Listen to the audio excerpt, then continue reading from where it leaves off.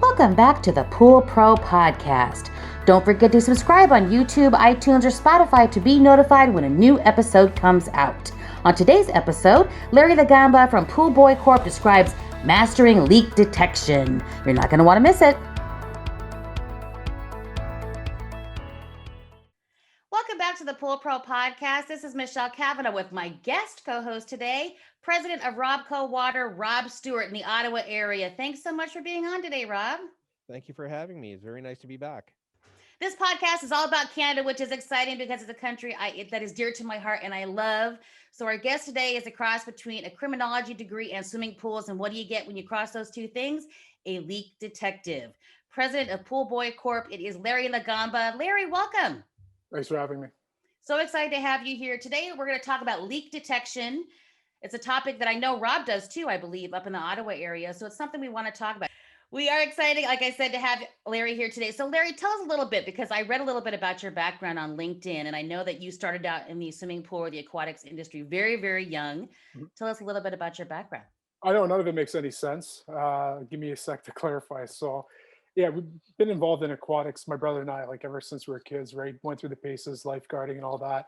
Did lifeguarding, I think, for about 2 weeks or something before I saw that wasn't for me.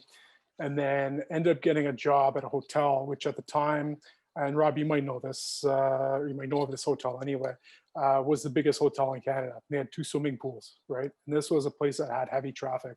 So it was at that point where I learned a lot about maintenance and just basic servicing. So water testing, vacuuming, backwashing, water balancing, and all that. That was in 2004. In 2007, that's when I started the company up.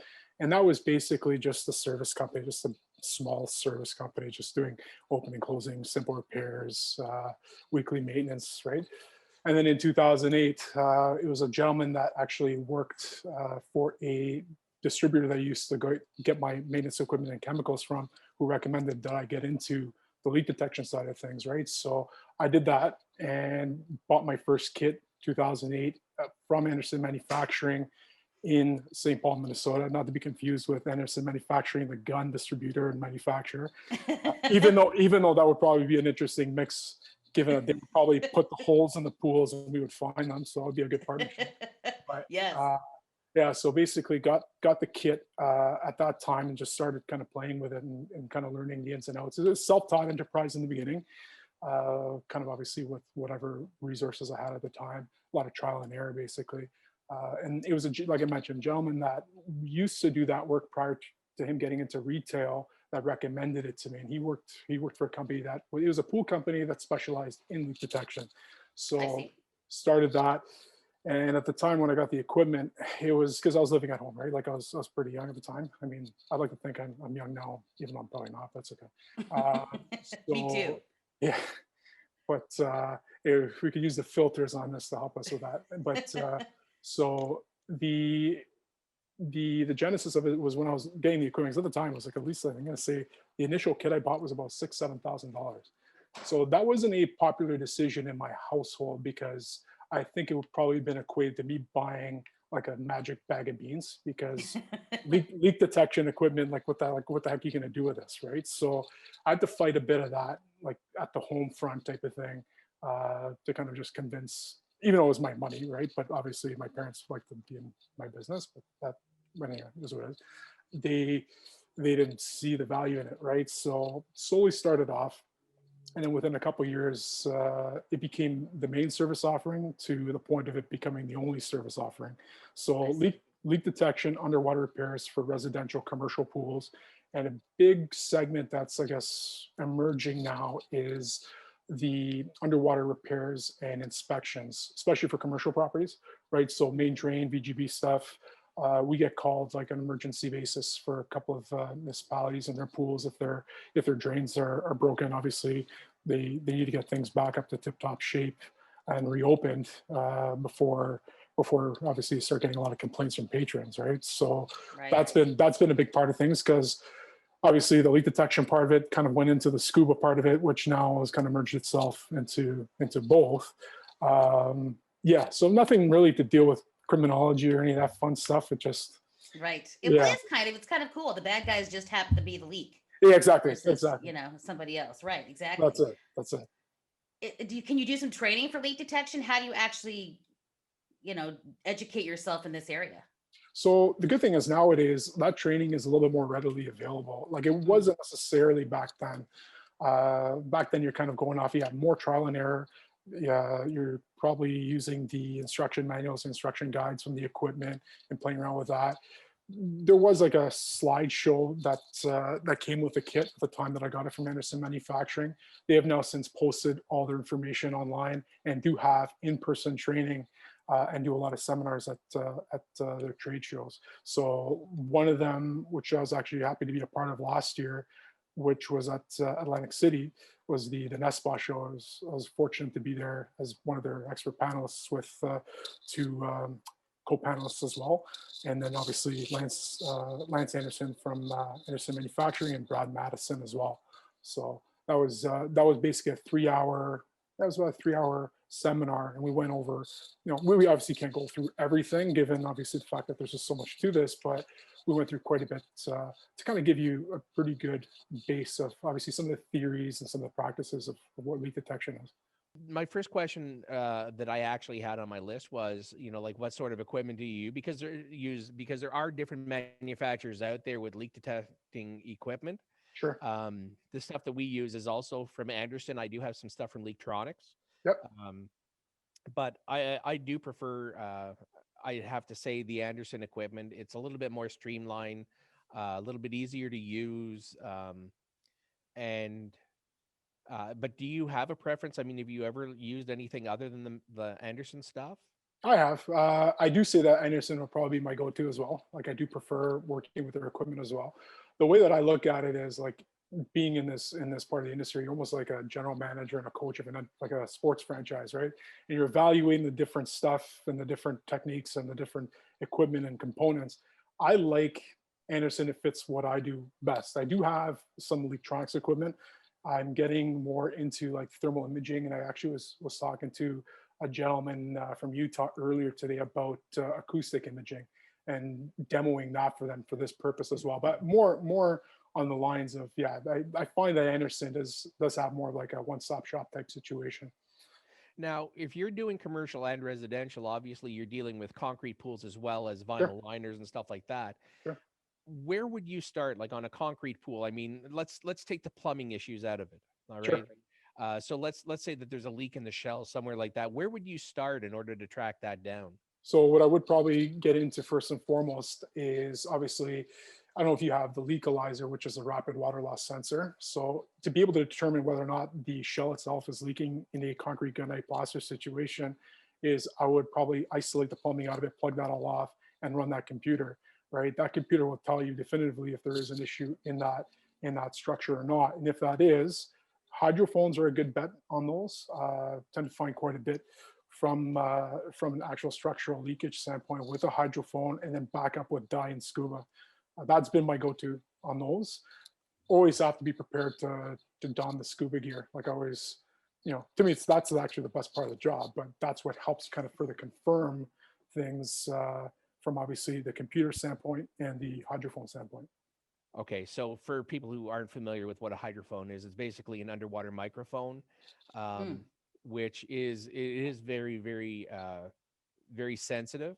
Yeah, And when you get close to an area that's leaking, you're going to hear a rush, almost like a train sort of thing.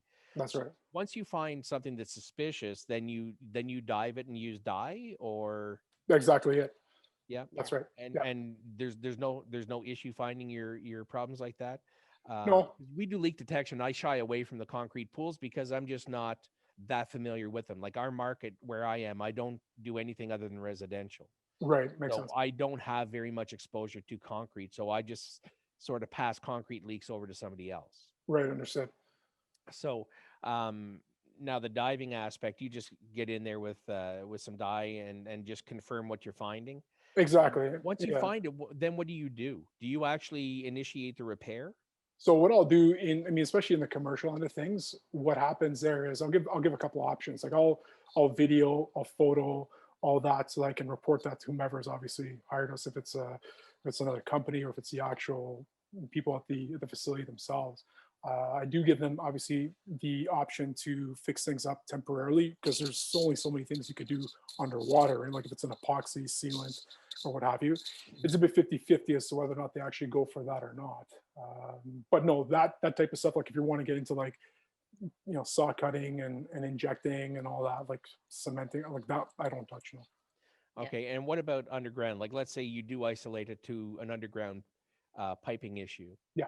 Do you do the cutting and digging, or do you pass that on to a company that specializes in that kind of work?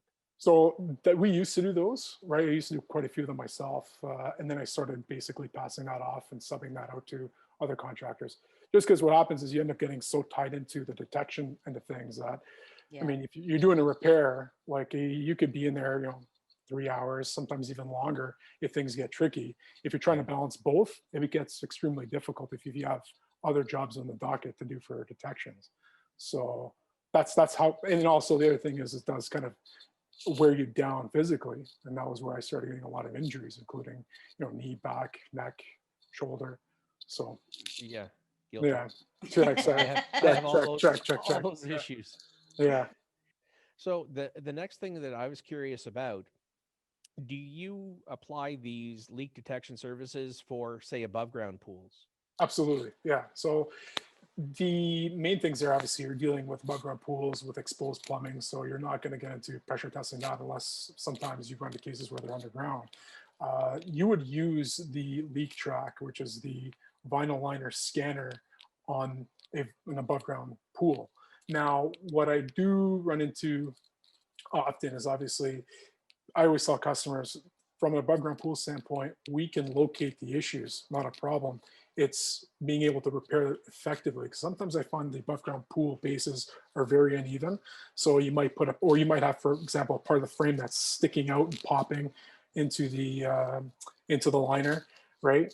Or what's more common in the States, from what I understand, I've actually seen it a bit up here where I am, is insect damage, termite damage, where you see essentially, like I even seen like 60 holes around the immediate perimeter of the pool, all in the same height, same areas more or less, caused by insects. So yes, from a detection standpoint, that electronic liner scanner will locate the issues. Repair standpoint, obviously, like patching, I always tell customers that it's 50-50. And do you use the diving as a first line response? Like have because in the Ottawa area where I'm from, I know it's different than the Toronto area where you're Yeah, from, but up here in Ottawa, everybody has this idea. Hey, listen, we'll just bring a diver in. We'll have somebody dive the pool and find the leak. exactly. Uh, I try and discourage people from doing that. I don't find that there's much value to it, especially when you're equipped with a leak track. Of course. You know what I mean? Like in my case, a leak track will find a pinhole in the liner that you can't even see. Even if a Yeah. liner is thin, like Yes. really thin in a spot, it'll show a light reading. Mhm. Whereas when you're diving the pool, You couldn't see it. you won't Yeah. be able to find it unless it's like massive. And if it's that big, you can find it without diving. Yeah, exactly. And you see the thing is like these patterns have evolved so much over the years where you went from your simple, like your plain colors to now all these elaborate colors to where if you were to try to dive some of those pools, your eyes would be spinning out of their eye sockets like in like 5 minutes. So yeah, the leak track really does save you in a lot of situations, even in cold water situations. But what I will say is like like leak track's amazing. I love it. Every single tool has its limitation, right? And there have been cases where you do a sweep and you see, okay, well, nothing comes up, right? You check your connections, check your ground connections, you have good batteries and all that, and you don't draw anything. And then at that point, I'll run maybe a Legalizer test if I haven't done so already, depending on where I'm at in the situation. And if I still see a drop, at that point, I'm going to dive the pool and do a visual. Every once in a blue moon, there's something that I catch there that wasn't obviously indicated on that liner sweep with the leak track. So yeah, So given that, what's the craziest leak that you ever found? crazy. Yes. Okay, well here's one. Okay, so this past season, I'm gonna say it was in August. It's a situation where it was through a pool company. They sent us out. They did a liner install 2 years ago, and they were dead set on it being a liner issue. So they plugged everything. They plugged stair jets, plugged skimmer, plugged the main pool returns. There was a bottom drain that was active to the pump that wasn't plugged, and that's important to mention because it does play a big part in this. So they plugged everything off, and they still saw that the pool was losing the same amount of water, pump on, pump off. Okay, so they were already pointing the finger at structural liner steps, something to do with what this gentleman worked on. So we did our testing, nothing's coming up. What was happening there was, keep in mind, so the pump is set up, 2 valves in front of the pump intake. So you had skimmer suction, you had drain suction. Those were left open when they were doing the pump off, plugged off test and everything. What was happening was, it was actually the skimmer line that had a really bad leak in it that surprisingly wasn't really drawing much air when it was operating, which I've seen before. The water was going through the drain into the pump and siphoning out the leak that way. So we did that. We did static tests on it just to confirm that. And when I had everything shut off, that wasn't happening. When I had everything on, you could see the leak basically tracking from the drain suction line in and out through to that skimmer line. Once they fixed that skimmer issue, the skimmer line issue, it was 100%. They didn't have any problems after that. Yeah. But it was a weird one, especially trying to explain that to a homeowner and a service company, right? Where you kind of think more linearly in the sense that, okay, well, we plug this is what's happening, this is what the problem is. Another one, which is important to know, this was, I'm going to say, earlier in the season, probably maybe like June-ish, was a pool that was only reportedly losing water with a pump running, which points towards, as you know, a pressure side issue. So right. Company calls us in, says, okay, that's our suspect, go after that. There wasn't an issue with that because they did the same thing. They did the isolation test, plugged everything off, pool didn't lose a drop supposedly. We ended up finding 15 gashes in the liner, which for whatever reason in that isolated period of time wasn't showing itself. So that's why I swear by complete detection. Check everything, right? Well, again, that's where the Legalizer comes in, because you can initiate one repair to find out that you actually had 2 issues. Absolutely. And that's where the Legalizer will tell you. It's like, no, you still got a problem. Sure. Yeah, no, it's very valuable, that weapon, because I think that, you know, I mean, just like you said, you want to make sure that when you're leaving that job, everything is taken care of. And then the good thing about it too is, say if further down the line something else develops, well, you have, I guess, some sort of third-party evidence to indicate that when we were out of there, everything was 100%. Yeah. Right. Absolutely. So I always take pictures of that. I actually learned that technique from a good friend of mine in Maryland.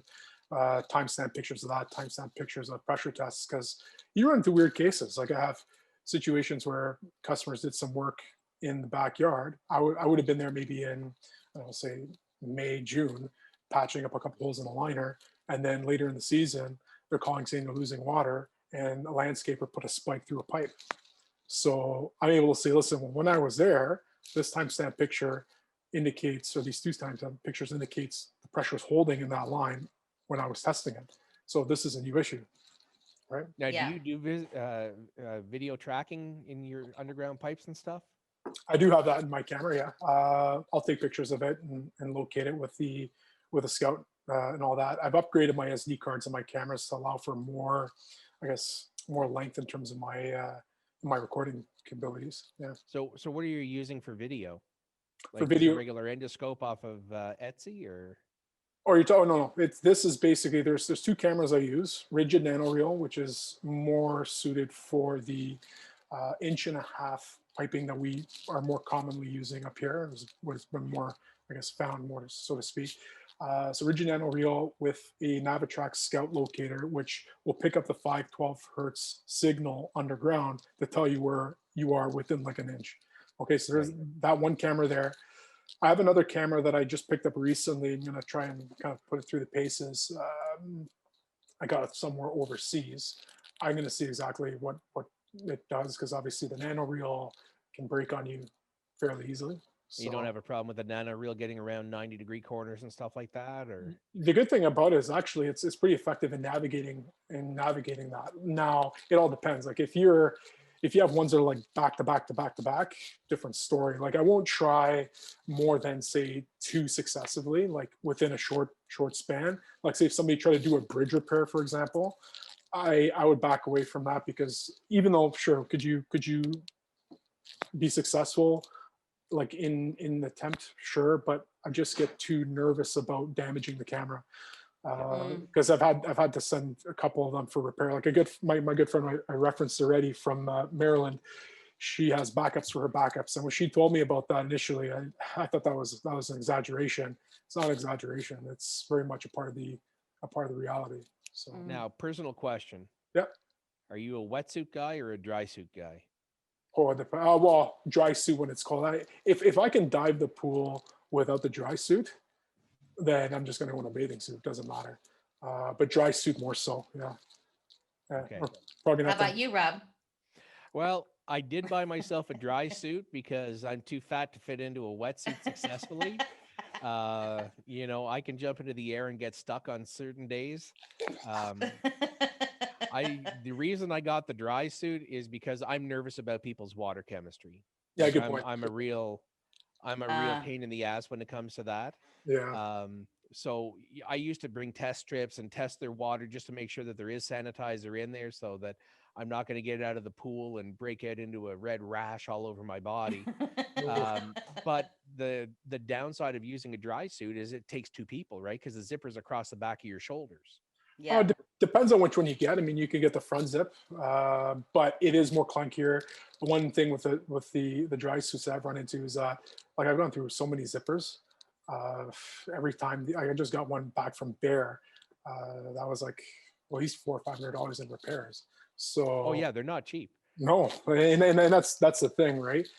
I tell customers that for us to put on a dry suit if the pool is sub 70 degrees, it's an added charge for that main reason, right? Because every single time you use that dry suit, that's one less time you can use it, more susceptible to damage that way, right? Yeah. So yeah, I mean, dry suit, if we're talking, yeah, up to 65-ish, close to 70, I'll dry suit it. If not, I'll probably just do a bathing suit. Depending, if we're like low 70s and have 20 holes to patch, probably do a dry suit. Yeah. Right. Yeah. Just thought I'd Do you ask do that any one. work? Yeah, that's a good question, Rob. Thank you for asking it. Do you And guys what do if- any work in the US at all, or do you pretty much stay in Canada? Do you ever get any consulting jobs or jobs down here where they bring you in? No, mainly do things here. Like I'm Yeah. trying to restrict things more closer to home. Just I have two kids now. I mean, there are You cases. couldn't get across the border if you wanted to now, but in the past when things were normal. Working on it. Yeah, for sure. It's I've had opportunities where I've consulted others as well, like they kind of can help them get their the ground beneath them type of thing. Like do because nowadays with things virtually, you have so many different options, right? There are certain things that you can do like in this type of interaction that can be very beneficial. So there has been a bit of that, but I wouldn't say that's like the main focus. There have been customers in different parts of North America that don't have like a leak detection service readily available or in their vicinity. So they've called us to kind of consult a little bit that way to ask for tips and advice on how to track things better. Right. Not enough to make, you know what I mean? Like not enough to make it like a main piece. Yeah, you can't really do much over the phone or via Zoom. Yeah. Yeah. Actually, you'd be surprised. Really? You'd be surprised. Yeah, I've solved quite a few leaks over the phone. And it's just a matter of asking a Simple couple ones, questions. Providing it's one of those things where people think, oh yeah, it's the liner, and it turns out to be an equipment thing. Right. And that's why, like when people phone me, for instance, I ask 1.5 million questions because I want to be able to go into the backyard prepared for what I'm going to be looking for. Right. That makes sense. So, Larry, where can people find you? Like, I mean, obviously, you're probably showing up on Google. You're probably in the phone book. You're probably highly recommended as far as referencing from existing customers. Yeah. But I mean, are you a member of the Pool and Hot Tub Council of Canada? I put in my application very recently to that. Still waiting to hear back from that. And I understand the first time I put my paperwork through, it didn't make its way there for whatever reason. But I'm working my way through that pace as well. Kind of more so getting out there in the community, taking a lot of courses, meeting a lot of people. Took one actually. There was a guest that you had on, Rudy Stankiewicz, very recently, I believe, on the podcast, who I took 2 courses with, and I correspond with him once in a while. So he's been great. Yes, Google's important. Instagram, Facebook, social media channels. That I think is the new, I guess the new push. The new phone book. Yeah. Exactly. Yeah, I don't even know what I do with my old phone books anymore if they just show up to my door. But yeah, so yeah, that's definitely word of mouth. I would say is big, especially in my immediate area. So I work with a lot of companies, and they refer or have us go Good. under them in a subcontract situation. And that was actually this is a little bit of a touchy thing maybe, but I mean, are you comfortable working with other pool companies Sure, or do other because up here everybody is competition. sure, You know, like I mean, you can't have a conversation with another pool company because they're trying to figure out how to undermine you. of course. Right. You know, so it's hard to establish yourself as being a non-threat to other pool companies. Do you have any issues with that, or No, I mean the people thing like really is, good to deal with you? no, generally been pretty great. Like I've been pretty happy with how things have gone in the sense that, like, I don't view them if they're just doing like service and all that. I don't view them as competition because it's almost like a doctor and like a specialist type of relationship where they do their piece and then they refer us out for the other part of it. So we work hand in hand. I don't view them necessarily as competition. The See, the thing is, like, I do know what you're saying in terms of obviously the types of questions and this and that and undermining, but I you meant would it more you're the other way around because it's been my experience. You know, it's like, right, we're totally stuck, and now we have no other options. We're gonna have to call in Rob. You right. know, and then I go in and I find the problem and I solve it right away, but I'm still the enemy. You know what I mean? Like I'm Because you know too much. Yeah. well, you know, they don't want me stealing their customer, right? Yeah. Because Right. Right. But um, you, well, it's because you do all the other service stuff, we right? do all the Yeah. other stuff. Yeah. Yes. Whereas I don't. So I mean, I used to. So I bring that value to the table because I Yeah. mean, sure, will a customer ask for like some advice in terms of this or that? I mean, if they're not dealing with a company, I can either put them in contact with one, which is where they benefit from my contact. Uh, Right. but no, I can't say that. No, I wouldn't say that that runs into. I mean, if I was doing what you're doing, then yeah, I could see as to why that would Right. cause an That's issue. But different. Yeah. yeah, I don't see that here. No. What do you think the biggest myth is in pool detection, Larry? If you were to somebody ask you that question, what would you say the biggest myth is? So there's a couple I've got in my head. The first one would be about evaporation, right? So the main thing is, well, pools only evaporate when it's hot out. That's not that's not bang on at all, right? So I mean, sure, the pool's probably going to get used more splash out. I know in July this past year, like my kids were in the pool quite often, and my son has a tendency of shooting his water gun into the neighbor's backyard. Don't tell him. Uh, so, and I'm telling you, like I kid you not, I probably had to fill that pool up. I'm going to say in 2.5 weeks about 6 times. I could like easily, right? Now, what was happening this year was obviously everybody was home because of COVID. The pools became their go-to piece for entertainment, and pools were open earlier. And Robbie probably noticed this too. April, May, where typically they would have been open a little bit later than that. Still very cold out. The air is very cold, low humidity. You're running into cases where they're heating their pools in the 80s, high 80s. That accelerates it. So we had a lot of questions and a lot of calls and false alarms pulled early in the season because of that. And that's where Rob was mentioning about all the questioning in the beginning, where you kind of, for me, I use as an opportunity to sift what is an actionable lead and what is not. Because if I get a customer that tells me that they're heating their pool at that, at like what I was mentioning in those conditions, I'm going to have them go through a couple more tests, like bucket testing, pump testing before I get out there, whatever the case is, just to make sure that this is worthwhile for myself and for the customer. So evaporation for sure. I mean, I always tell customers and others that like I think of humidity as like a towel, right? The drier it is when it's going to absorb the most amount, right?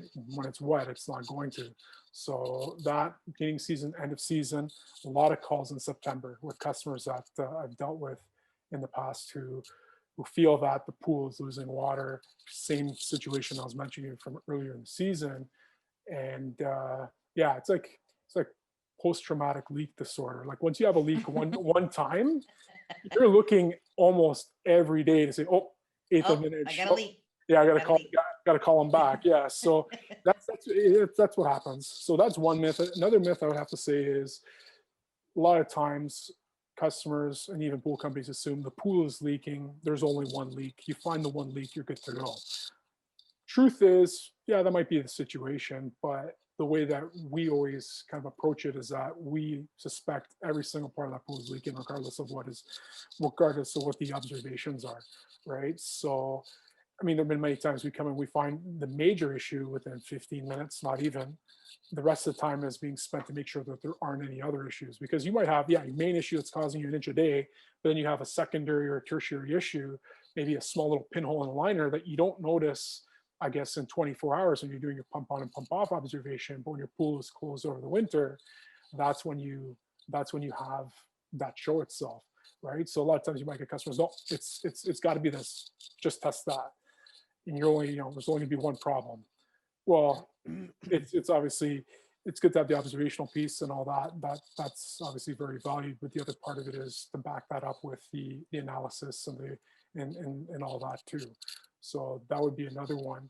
Another one I would say would be, oh, don't test this. It was just replaced. Don't test the liner. It was just replaced. It's fine. Don't worry about that. You run into that more often than you would think, and for a different number of reasons as well. Just because something is brand new doesn't mean that it doesn't warrant testing, right? Right. New pools leak. It happens for different reasons. So that's why, if we going in, it's best to attack everything if you can. We had one year, we had 8 brand new liners right out of the shop into the pool leaking like sieves, Oh geez. and of course they're there. It's like, well, it's a brand new pool. It's only just filled like 3 days ago, and we're putting in like 4 inches of water a day. Mhm. We go there to find like a 6-inch seam separation. Yeah, it's covered under warranty. Yeah, they're happy that it's going to get fixed, but the fact of the matter is, you just, like Larry's Brand saying, you new. can't assume that because it's a brand new liner that's not the problem. Exactly. Right. And that's a very common, I guess, argument I have to make, right? Because yeah, Yeah. should it be a problem? No, it shouldn't be, and I agree with that. But still, it doesn't mean that just because of that, I'm not going to look at it, right? You never know. Like seam So, separation issues, installation. yes, absolutely. So what's happening now is we're getting obviously more commercial work. So we're looking at getting more into that end of things. The underwater repair and inspection piece has been growing, and I'm looking to kind of getting more into that as well. Service area wise, I'm happy to keep things more or less where they are. If something comes up that's a little bit further out, that's something that we would tackle beginning season and a season off season, just because obviously we have so much work in your immediate area. It's tough to make your way out to do some of these special trips. So that's what I would say would be my main answer to that. So don't worry, I'm not coming to Ottawa. Hey, no, that's fine. You're welcome. You're I'm not, welcome here, man. You can catch a bus or a train. You can just borrow my equipment. I've got it all. hey, well, actually, I've been to Ottawa. I love Ottawa. So if I'm ever over there, we'll definitely grab a coffee for sure. Yes. Yeah, absolutely. Are there any new trends or things or new technology that's coming out that you want to highlight, Larry? Or what's new in the leak detection world? Anything? Yeah, so I'm seeing, like, I saw Milwaukee has a new inspection camera, so it seems like it has some interesting features to it. Like I think it was just announced like within like a week or 2 weeks ago. So I'd like to see what comes of that and kind of keep my eyes on that. I spoke to a representative from Theyre who they have it's the SI-24, which is an acoustic imaging camera. So we're in talks to essentially kind of work on like a demo situation, because they're not sure if it will work in our situation. So I might be the guinea pig for that. Try it out for like a week or so to see if it could work. It's not a cheap tool, but it could be another weapon in the arsenal. So looking at that. Really cool thing, I guess, keep your eyes on is Anderson Manufacturing. They're coming out with an app, a leak reporting app.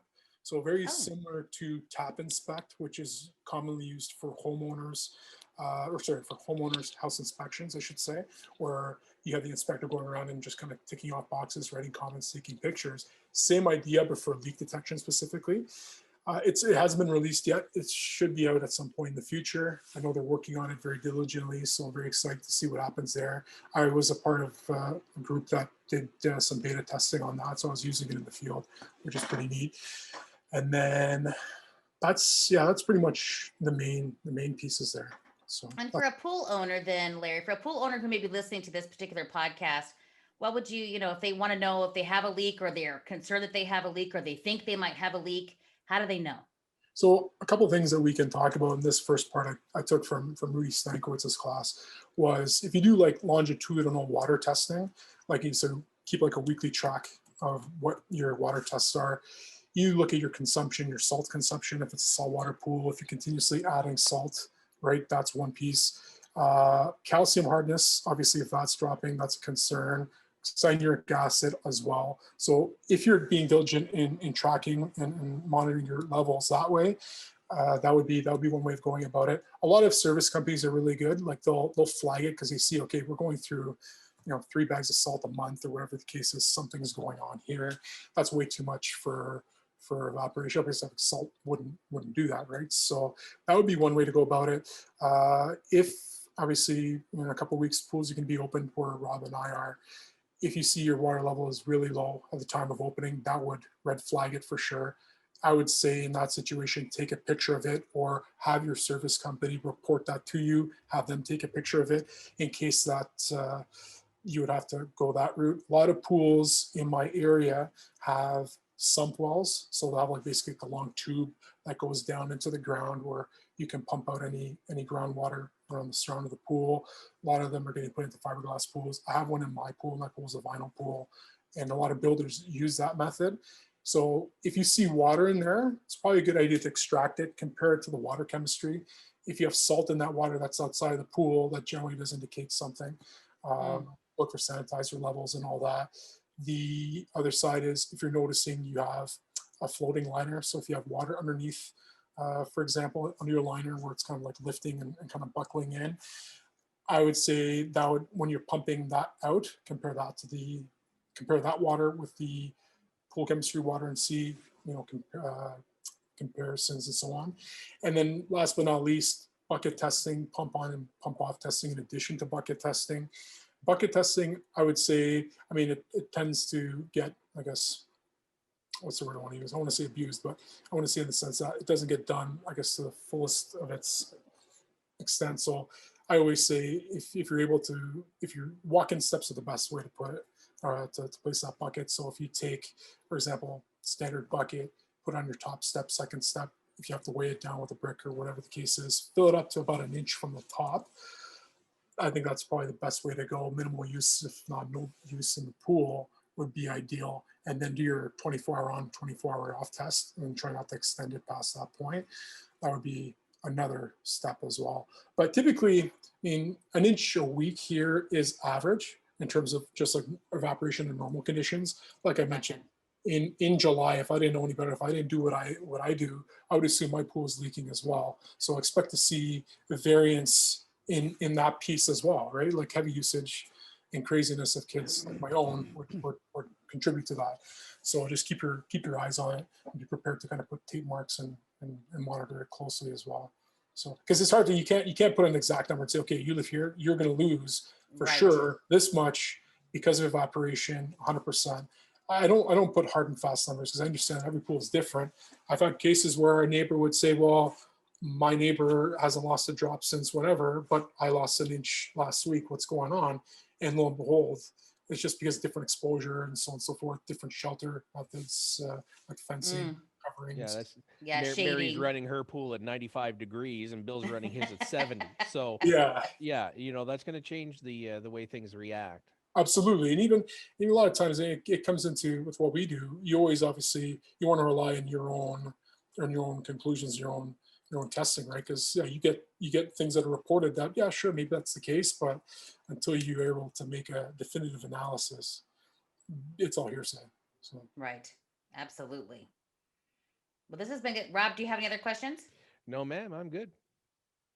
Well, this has been great, Larry. This is very eye-opening for me. I don't do this every day like you guys do, or every season like you guys do. So it's very important. Anybody who is thinking about doing this, you can certainly go out there and get education. Like Larry mentioned, it's a lot more readily available now, like a lot of other things in regards to online stuff, without having to go to a class. So that's something you could do. And then if you want to learn more about Larry's company, you can always go to his website, which is poolbuoy.ca. You can go to his website, his phone number's there, his email if you want to contact him directly, have questions, or just, maybe decide you want to have a colleague up in that area in case you go visit. I'm sure Rob would love to see you too in Ottawa if you want to visit Rob up there. Absolutely, anytime. Yeah, Ottawa's a great city. If you've never been to Ottawa, it's wonderful. It's beautiful. Beautiful city. Yeah. First class. Actually, touching back on what Larry said about your markers in your swimming pool, your calcium, your salt, and your cyanuric acid, that's actually one of the reasons, because we do in-house testing. So usually I know that people have a leak in their pool before they do, just because those markers are telling me.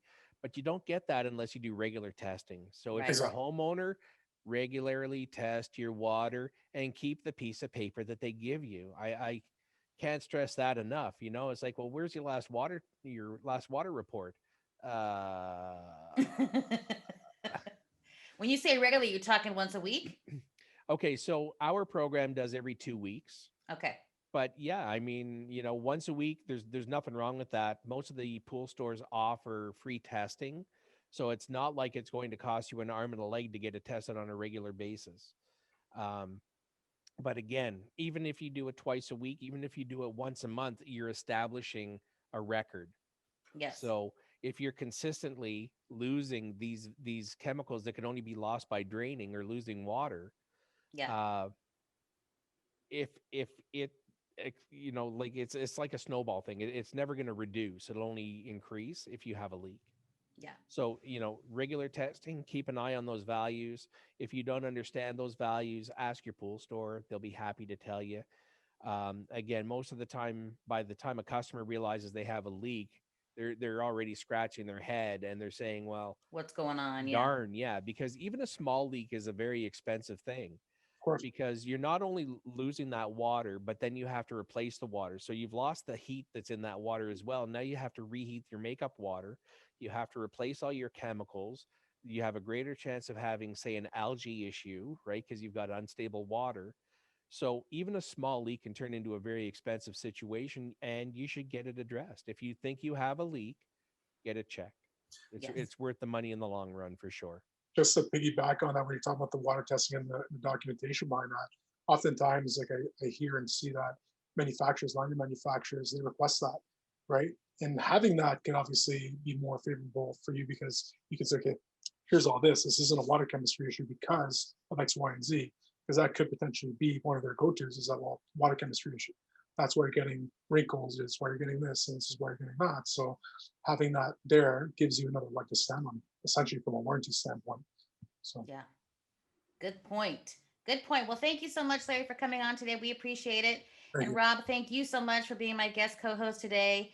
You're always welcome. It's always a pleasure to see you, Rob and Larry, again. This has been great, very informative, and we were happy to have you today. Thank you. A new voice in the industry, a resource for all, education for you. This is Pool Pro Podcast. Build relationships and share important news as we get ready for our next backyard adventure. Pool Pro Podcast. Backyard adventures are better together. Please take a moment to share, like, and review our content with all of those that would be interested.